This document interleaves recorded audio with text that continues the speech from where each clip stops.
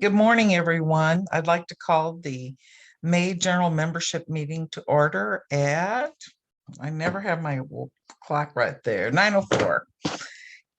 I hope everyone's had an opportunity to take a look at the minutes from the April meeting. Are there any questions or comments? All right, hearing none, the minutes will stand as presented.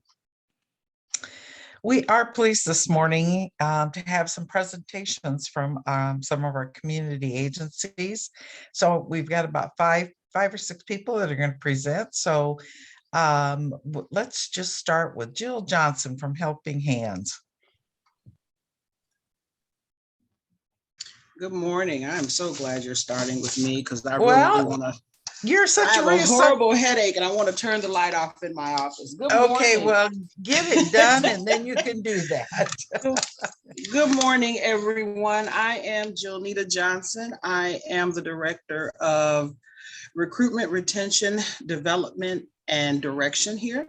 They call me R2D2, and I'm going to give a very short spiel on the Health for Housing model that's coming through Helping Hands.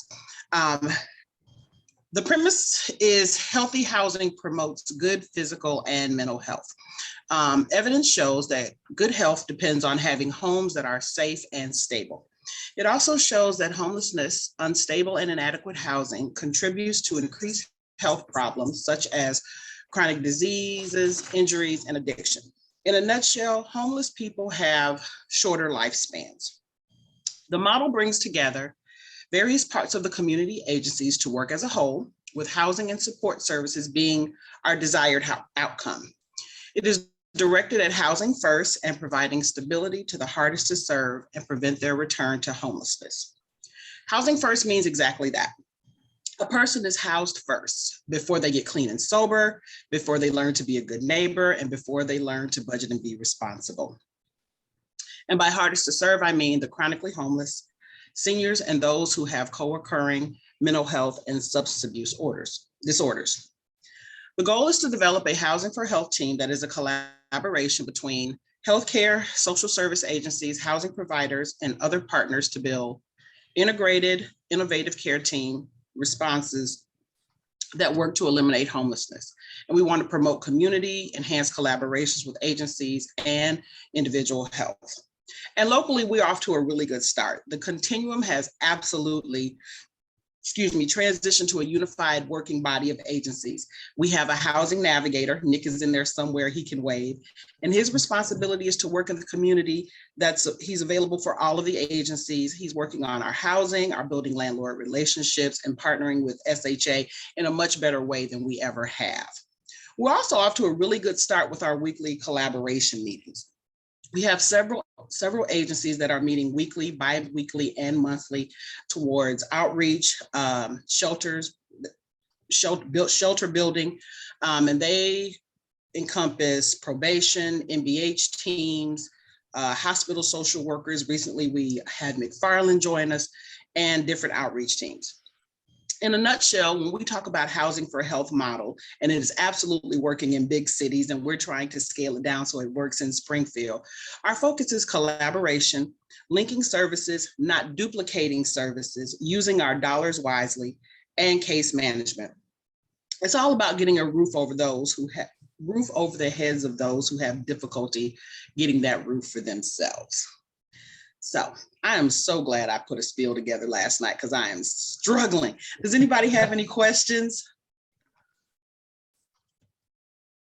Well, if you were on top notch, then we probably couldn't keep up with you. So, Jill, thank you. I hope you get to feeling better. I know how hard that is with a headache. I don't know what the headache came from, but it's one today. So if anybody please feel free to reach out to me. Most people know how to reach me. If not, I'll put my information in the chat.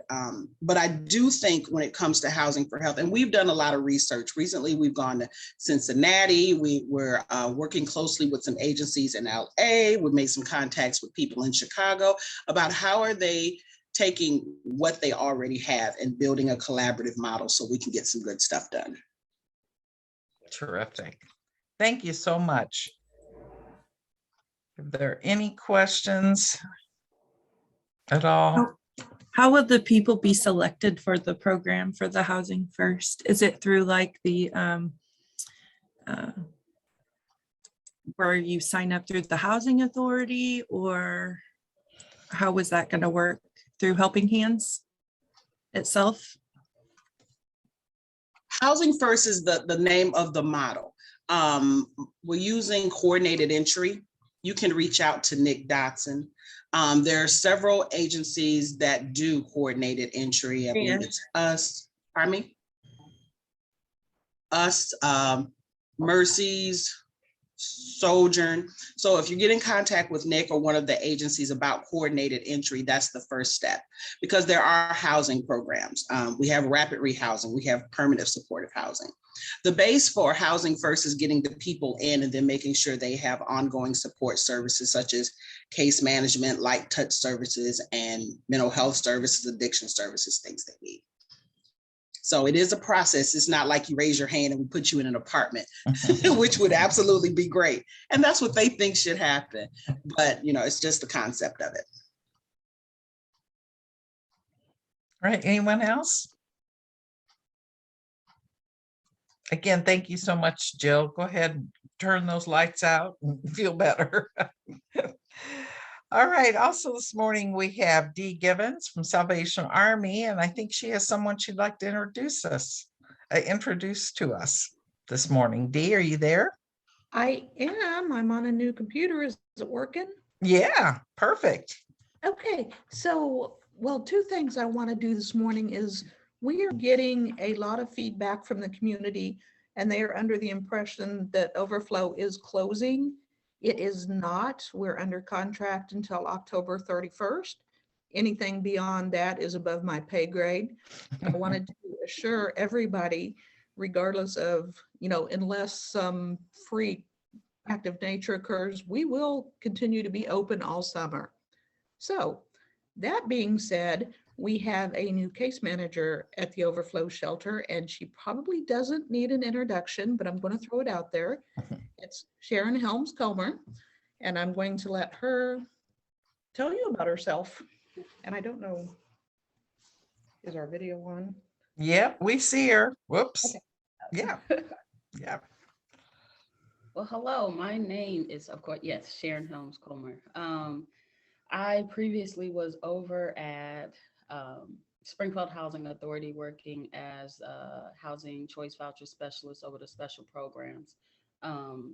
I dealt with a lot of veterans. I dealt with a lot of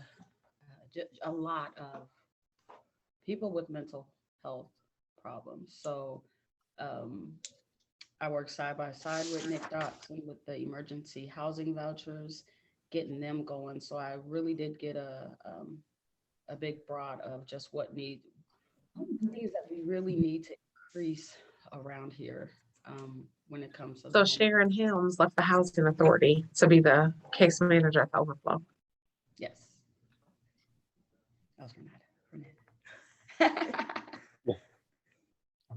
So yeah, that I mean, if you have any questions for me, I'm pretty much here and just ready to really help and show my light and show my heart to a lot of the participants here.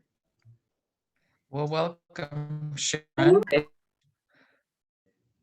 Dee, do you have anything else you'd like to tell? What you said up front was probably the most vital thing. Yes. Making sure everyone understands about the Overflow staying open. Is there anything else you'd like to share? I think we are pretty good.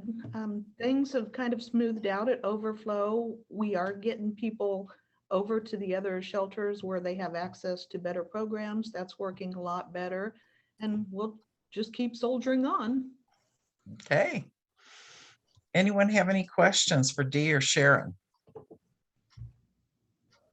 How many people are you averaging a night at Overflow now? 30. About 30. It's gone up to 33. Considerably less than what we've had last month.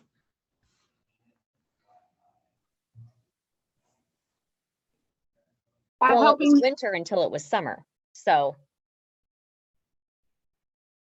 B, can Sharon come over and see us at Helping Hands? Sure. That would be great. I haven't met her in person, so I'm excited. I've heard good things about her in the vouchers, so I can't wait to meet her and talk to her about different clients and help her with anything she needs as far as information for the clients. I'm excited. This is going to be good. Yes. And that is great because I think the premise of what Sharon's role is going to be is obviously we're not going to operate a housing program, but ideally we want to make sure that the folks that we do work with have all the necessary requisites to be as successful as they can when they do pursue housing opportunities, whether it's through rapid rehousing, permanent supportive housing, diversion. We want to make sure that they have those IDs, their social security cards, those birth certificates, the connection to health, mental health services. That is what Sharon's function is going to be at the Overflow. So yes, I would love for her to meet everybody in person. Yes. Yes, yes. Anything else for Sharon or for Dee? Sharon, welcome. We're excited to have you. I look forward to sitting down and talking to you, but from all the comments in the chat box, wow, your reputation precedes you. So congratulations. And sounds like we're pretty lucky, and Salvation Army is pretty lucky to have you. So thank you so much for joining us. I'm just excited to be here. Yes, Really am. terrific. It's All right. just like it almost feels like I'm being paid just to be myself, honestly. Oh, man, you can't ask for anything better than that. No, not at all. That is the dream job. So that's wonderful. Great. All right. We also have an update this morning from Washington Street Mission, and it looks like maybe Kim's going to be giving us that update. Is that right?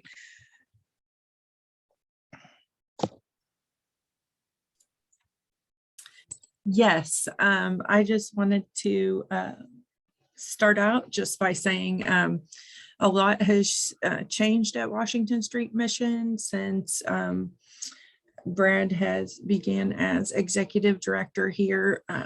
I'm not sure. We've talked a little bit with some of the continuum of care on some of their meetings, but I have never been at one of these general membership meetings. And I just want to say I appreciate this because we get to learn a lot about what all of the other agencies are doing. And so it's very helpful to someone new as I am to the this just service industry for Springfield. And so thank you for doing this. And so first of all, Washington Street Mission is near and dear to my heart. I have been touched by, in my own family, drug and alcohol abuse has touched my family. And so just to be honest and transparent, it has been not an easy road, but that is why I was drawn to Washington Street Mission. And so we really have made an effort here to make sure that a lot of this population, well, we all know that a lot of this population is not seen and valued as they should be. And so that's what we're striving to do here. We're striving to build that trust and connection with them. So then we can refer them to other people and agencies with that trust and hope that they will go and take care of the things that they need to do. And then and trust and hope too that they will want to change and believe in themselves and maybe partake in some additional job training programming or just we have a lot of different things that we would like to begin to implement here in the future. And we've had some services in mental health services, and we're going to have a therapy animal in here soon. And so there's just really some exciting things that we want to do. And the first thing I would just say, though, is the overall environment here has changed. You can see that in the people. It is definitely it is not violent here as some people would say. I would say the community pretty much has started to police itself. And I'm not saying that will never happen. I'm not naive to that, but it surely has come down a notch, and there is maybe even a level of peace as people are seeing our faces and we know them by name. We're striving to learn names and program that into our volunteers, and they are learning names. And so just, I'm sure a lot of your agencies do that also, as that's part of your casework, but just them smiling and having that smile, and I don't want to ramble on, but just that we can see a lot of change here. So that positiveness, and that's what we're doing right now. We're just really trying to change the atmosphere of the building, and it's going in a positive direction. So we have a lot of hope for the future.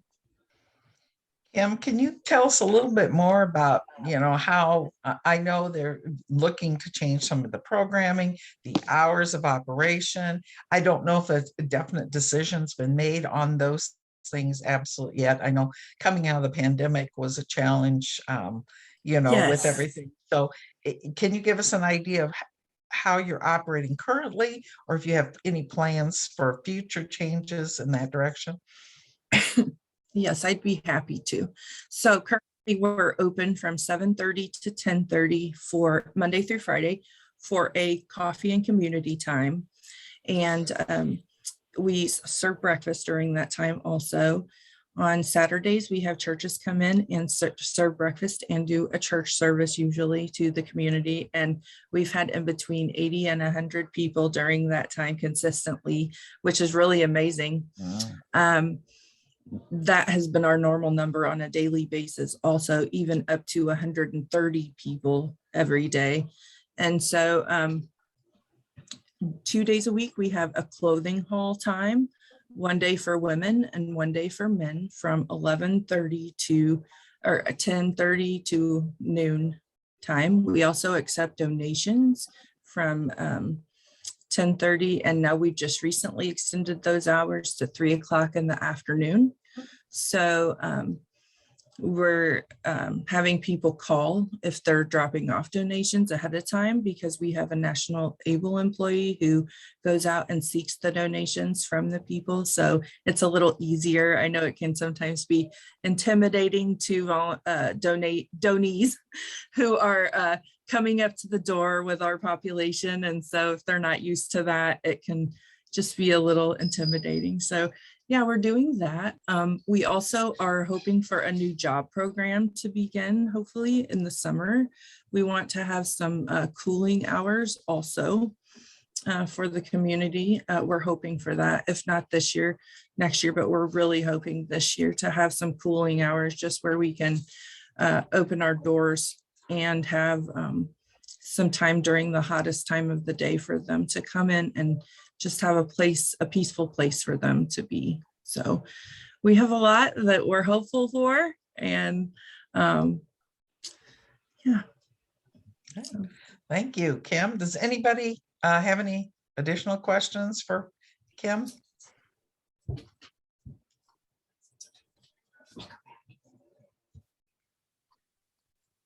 Okay, thank you so much. And last but certainly not least, we're going to ask Shannon Allen if she can give us an update about outreach efforts in her position.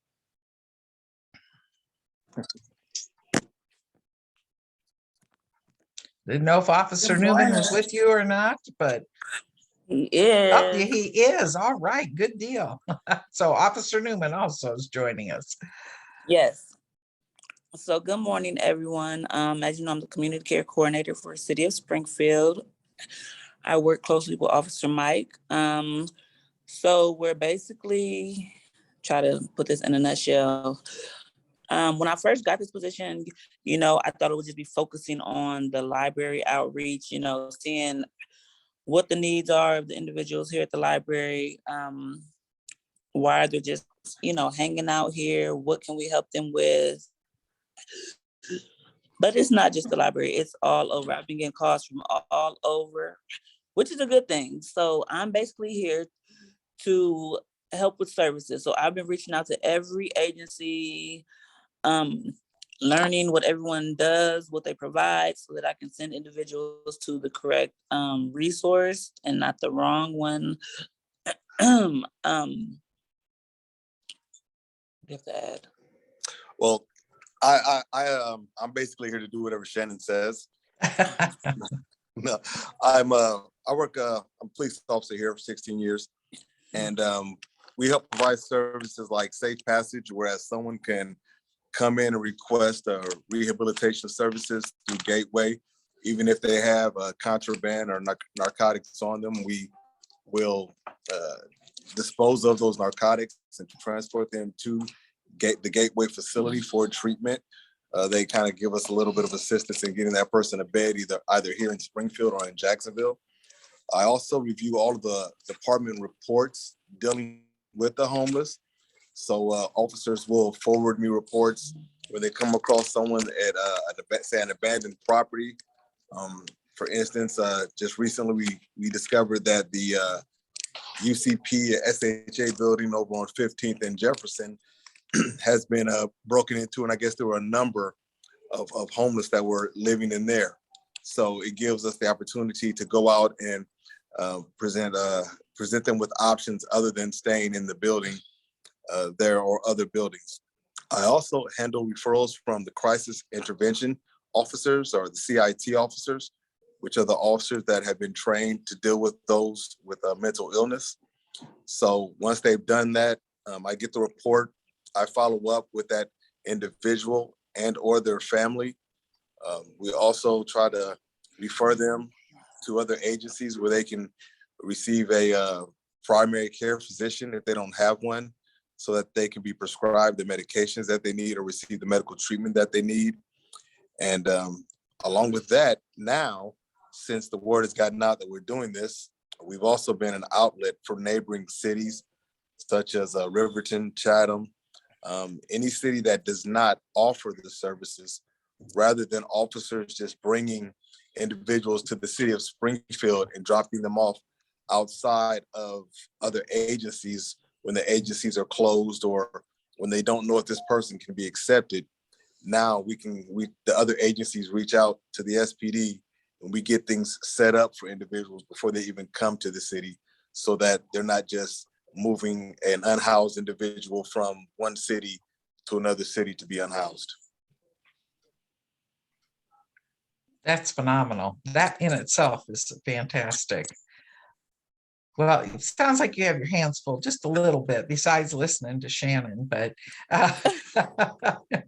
as we're moving into summer, I know we always know we're going to have more and more challenges. Is there any words of wisdom or anything you'd like to share? I mean, because we have not only agencies, on this call, but there are also our community members that you have any words of wisdom for them?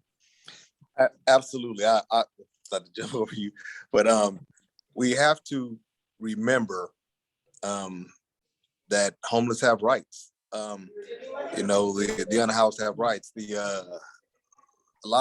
Some of the businesses rather, would like for us to just be able to come out and remove this person from their property, remove this person from their site.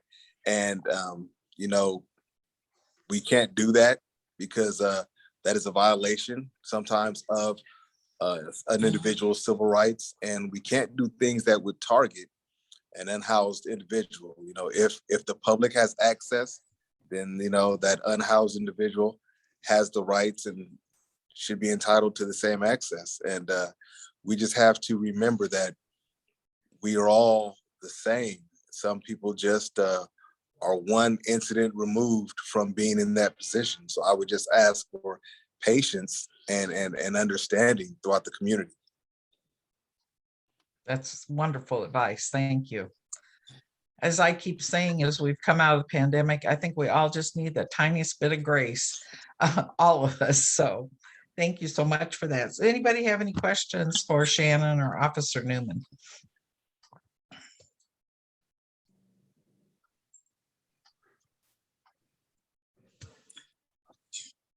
All right. Well, thank you all who've presented this morning. We really appreciate that. And I think we can just move on with our agenda, Josh.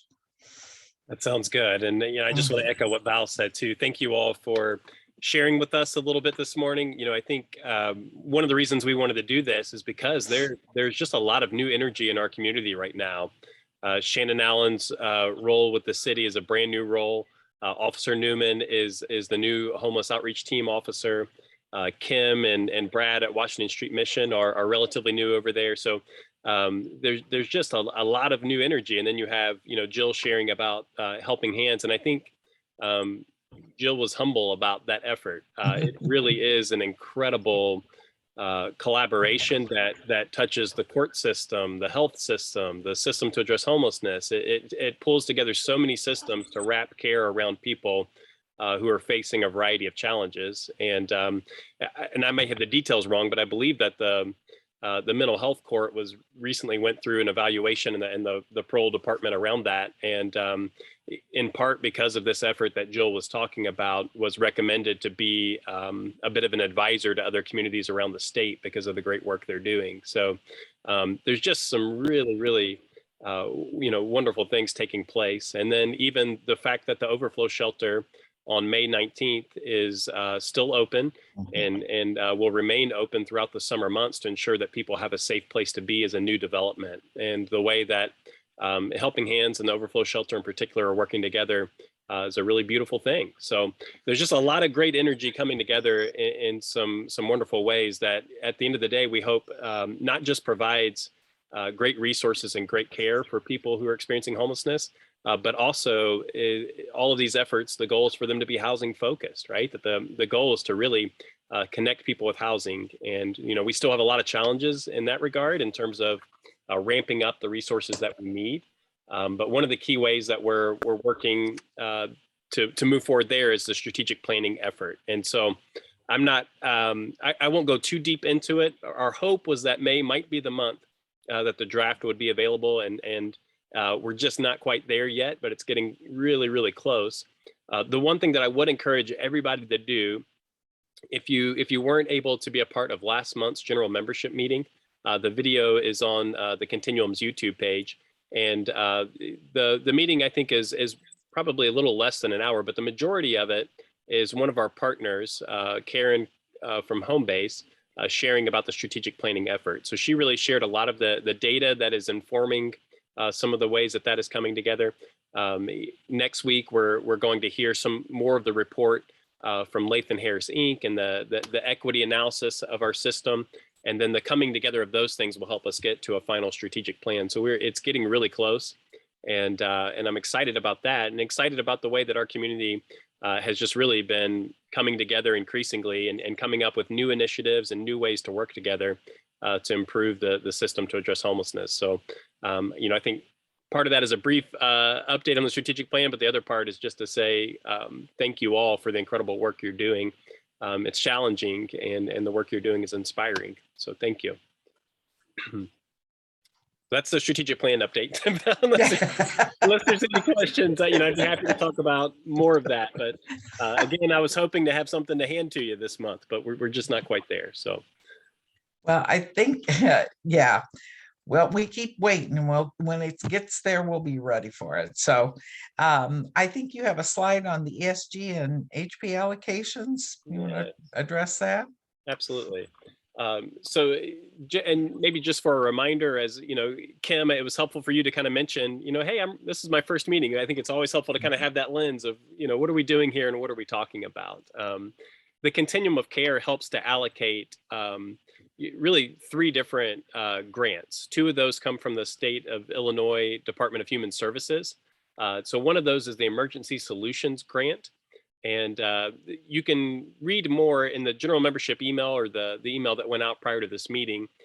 There was an attachment, the funding narrative was attached to that describes the priorities for that process, how we went about scoring the projects that came in.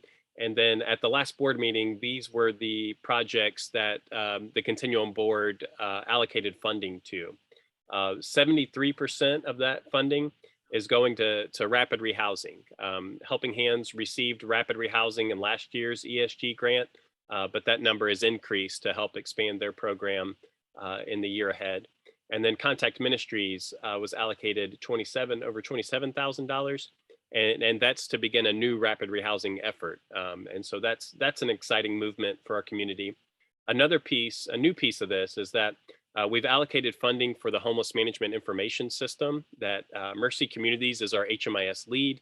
And so $35,000 is going to help us to continue to grow and support our homeless management information system, which really impacts our entire system to address homelessness and the work that we do. And so just wanted to share that was the allocation. The funding narrative goes more in depth on that. And then if you read through that and have any questions, I certainly would be happy to talk with you more about that. And then homelessness prevention, so HP, our community, the tentative award, we don't know exactly the dollar amount on these. The state has basically said, work with these numbers. And so 95,000 is an increase of about $5,000 for homelessness prevention. And Fifth Street Renaissance has been our historic homeless prevention provider. And one of the slides you may remember from Karen's presentation last month was a slide about the effectiveness of homelessness prevention in our community. The way that Fifth Street has administered this program, what we see is very, Did you very. We lost him. Yeah, there he goes. How We much? lost you for a second. Just a quick second. Okay.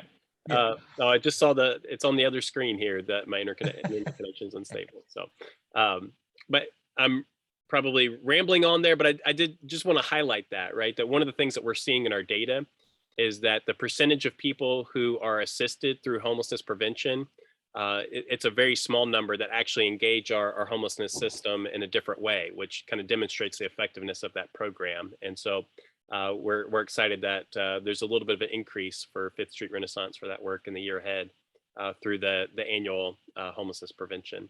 So those are two grants that the Continuum Board allocates, and wanted to share those decisions with you. And then the other grant that the Continuum of Care has a significant role in is HUD's COC program. So this is a smooth transition right into the next item. Val, did you like that? Yeah, I like that. That was really good. And then when you point it out, it's not so smooth. But so probably should have just kept rolling. So the Continuum of Care program is a key way that communities through our country, support programs, particularly housing programs, permanent supportive housing, rapid rehousing, but also other programs can be funded through that.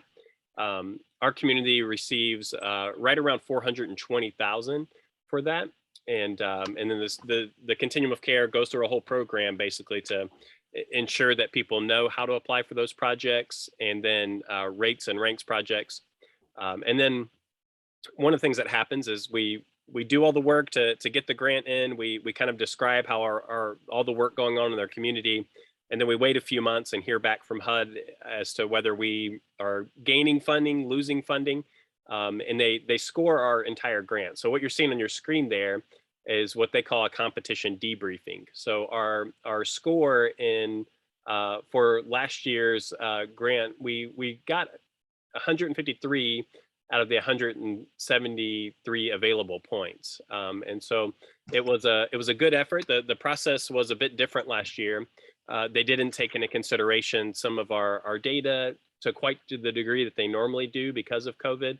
And then they added some pieces that I think our community really excelled in. So it was a good opportunity for our community to score really well. And so you can see through there, the median score for all COCs was 143, and we scored 153. So we're a little above the median score. So just wanted to share that with you. I think it's, the whole process of completing this grant is really a team effort from many different folks. But one of the things we see here is some improvement for our community. The grant prior to that, I forget the exact percentage, but I think we got around, it was less than 60 of the available points in the previous competition debriefing. And so last year we got, I think, over 88%. So again, what that should be, I hope, is a confirmation, because what we put in that grant is what everybody is doing. Like we're sharing, here's how everybody's working together. Here's all the way things are coming together. And that's ultimately what HUD is scoring. So it's really a testament to the work that's being done in the community. So I wanted to share that with you today as well.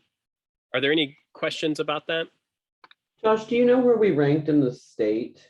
Because we've I- always ranked lowest, so I'm excited to hear that we're not lowest. I know that we didn't rank the lowest by a long shot, and in fact, I know they're. I meet with one community, pretty frequently, and I know we scored a little bit higher than they did, which was a little surprise. But Wow. so I don't know. I probably could Josh? do the work to dig into that, but I haven't done that. So Wow, that's really amazing. Yeah, Hey, Josh. good work. Yeah, well, and I just want to, stress too what Josh said, where it shows how we're all working together, which I think is just absolutely phenomenal. The commitment to the community, but then the commitment to working with one another to get this everything moving in the same direction. So I applaud all of you that have helped with this. It's amazing. I think Josh? Tracy, yep, I thought I heard your voice. Yeah, go ahead, Tracy.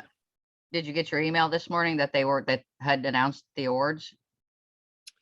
The awards were already announced. I think they put out a Well, summary. the award summary is now out. So, I mean, you could take and see everybody's is what I'm saying. Oh, gotcha. Oh, okay. Well, I Penny, saw we'll- something come in, but I didn't know what it Yeah. was. Yeah. Gotcha. We'll get you a better answer on that than maybe Penny. So I But also no- would like to give another shout out to Josh for doing an amazing job putting this application together. I know a lot of people had their hands in it, but he really did a fantastic job putting it together. So thank you so much. I appreciate that, Amy. Totally agree. Yeah. Thanks, everybody. All right. Okay, Nick, I think you're up next with our emergency housing voucher update. Absolutely. Josh, can I take over the screen share? Yes, sir. I'll stop and then it should let you take it. All right.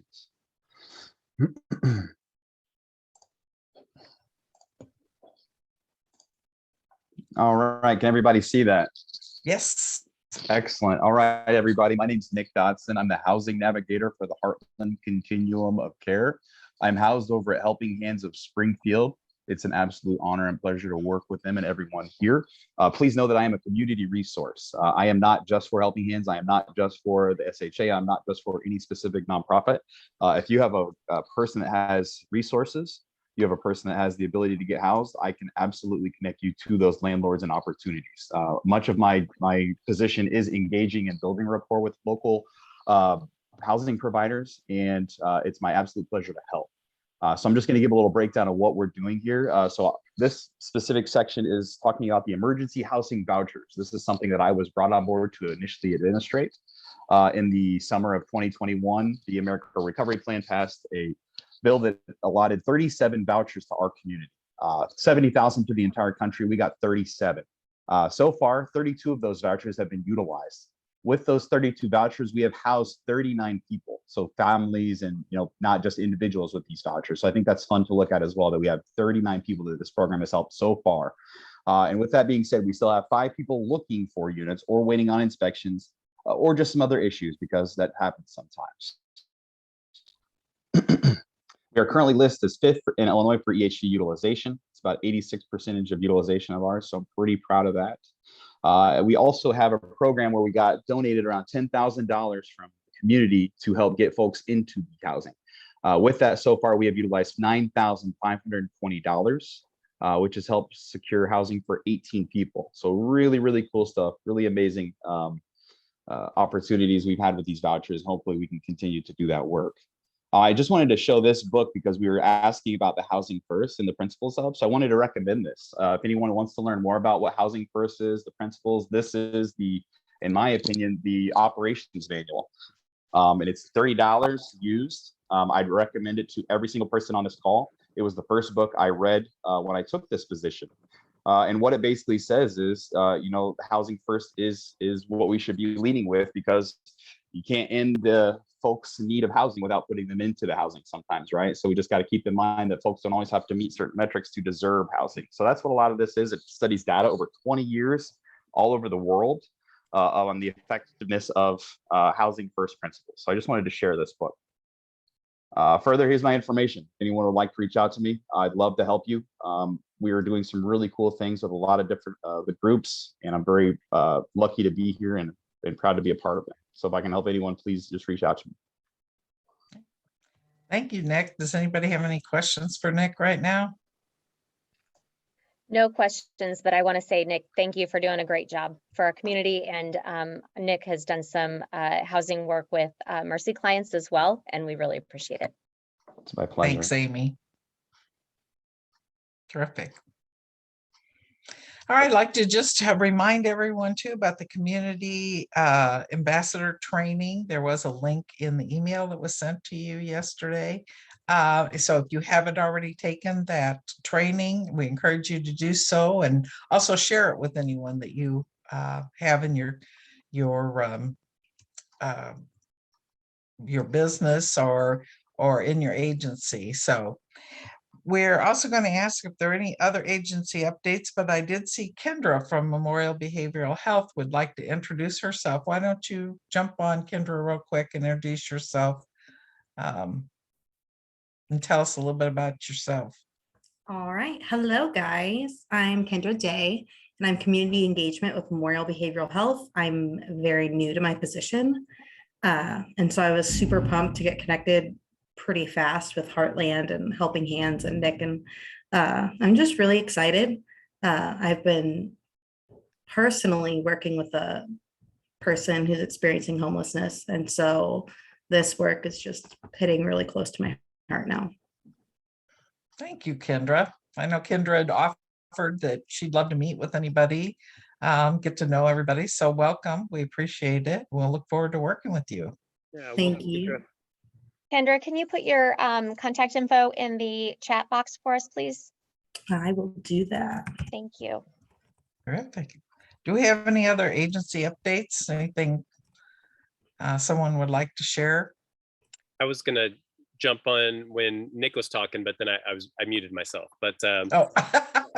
I just wanted to add to kind of what he said a little bit, that one of the, Nick gave a presentation to a monthly gathering of all the continuums in the state last year about his work and, some of the things that he's doing. And so I know he's had several folks reach out to him and say like, hey, can you share these documents or tell us more? And he's been doing that. And so one, just again, grateful for the work that he's doing, but two, also one of the things you see in this field is that, across the state or across the country, communities are incredibly open-handed with the things that they're doing in hopes that it might help elsewhere. And so we've benefited a great deal from other communities. So it's pretty awesome for Nick to be able to go and meet with other communities and say like, well, here's how we set this up and here's how it's working. And so again, Nick, thank you for the work you're doing there. Thank you so much. I really appreciate it. I want to cut in and mention also that Kendra is always looking to set up at special events. If you're having an event outside to get the people more aware of the education of this existing, one thing that she does as well is set up at different outdoor fun things or just educational things to make people aware that we do have that in the community. So I just wanted to kind of hop off Kendra's back there and mention that that's a really cool thing to reach out to Kendra about, potentially if you have a small event or a big event that you might want to engage the people know about the mental crisis medical response team. Yes, that is part of my job. That thank you for bringing that up. So like all weekend, we're going to be at 4 different events: Pride Fest, 2 health fairs, and an informational forum of some sort. So yes, we will come and we will be formal if you need us to be formal, or we will be informal. Like I just set up at Lincoln Land last week and just hung out at a table and painted with the people doing their finals. So whatever is needed, we just want to be the face of mental health. Not so much the professional side, but the real life side. So. Okay. Any other agency updates? Any upcoming events anyone like to share? I would like to say that, sorry, I don't know who was talking. I would like to say that Mercy Communities now has another service coordinator or case manager position open. So if anyone knows of anyone that would be interested in that, please reach out. Okay. Val, this is David, Sangamon County. I just want to remind everybody our program ends this week and will start again September 1st. So if you have anyone who needs utility assistance, please have them come see us today or tomorrow. Then we'll have to wait till September to pick it up again. You want to just real quickly run through what they need, what they have to do? There is an application they will fill out. We will need proof of identity, state ID, driver's license, social security card. We'll need their current utility bill that shows it's in their name. They do not have to be behind in their bills to qualify, but they do have to qualify by income, which is 200% of the poverty level. And we have the table on our website as well. We need specifics. So basically, a family of 4 can make up to $53,000 and still qualify for that program. So thank you. But the main thing is they do not have to be behind in their bills. Okay. Anyone else?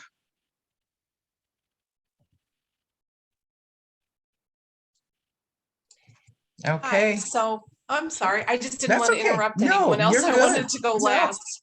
No, you're good. So hi, I'm Susan Day. I am the Illinois coordinator for your region through SHPA, which is the Supportive Housing Providers Association, in case someone's new.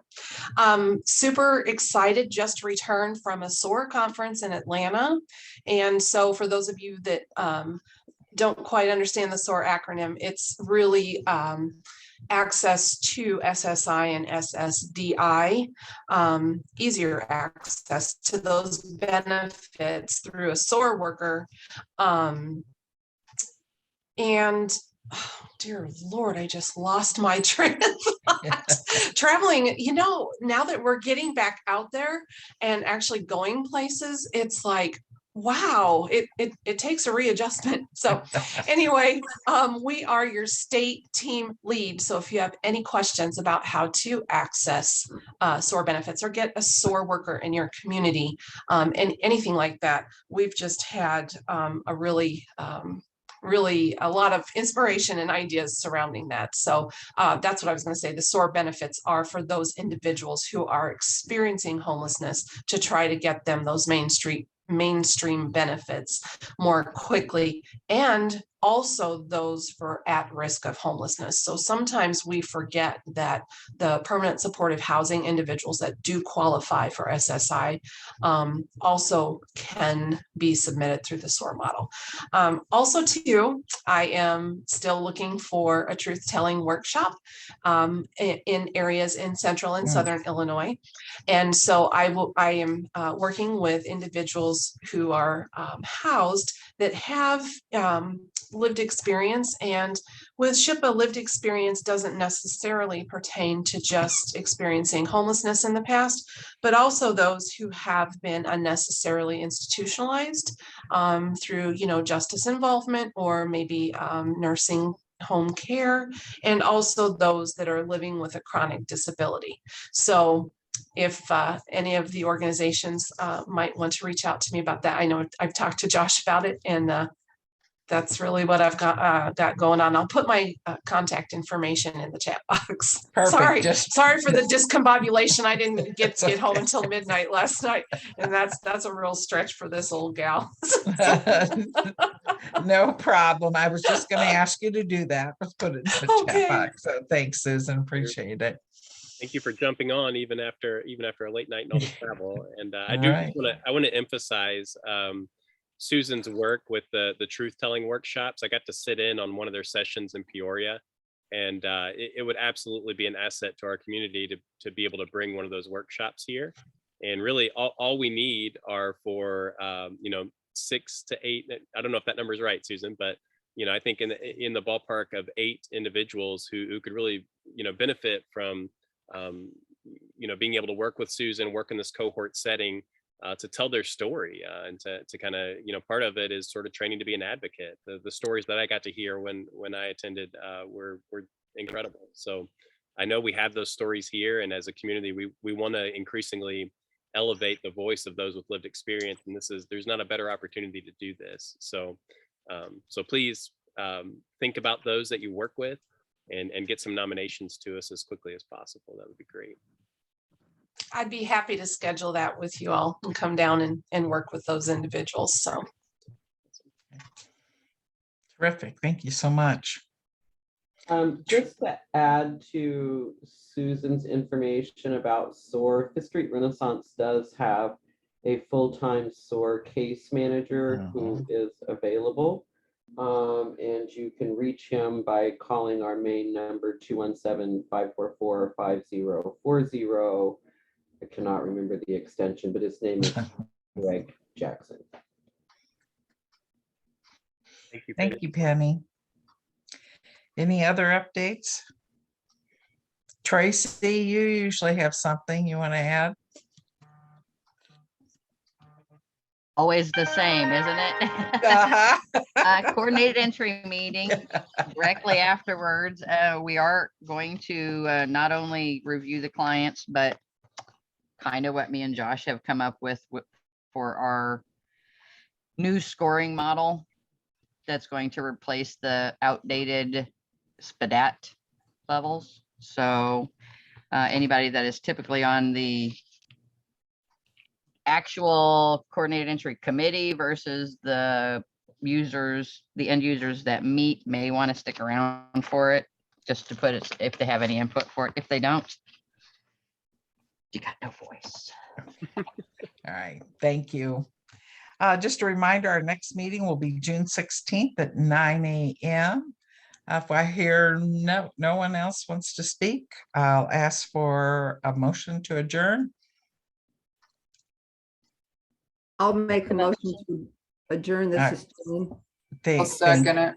All right, thank you. Everyone have a wonderful day, and those of you that can, stay on for this meeting after the meeting. Thank you. Thanks, everybody.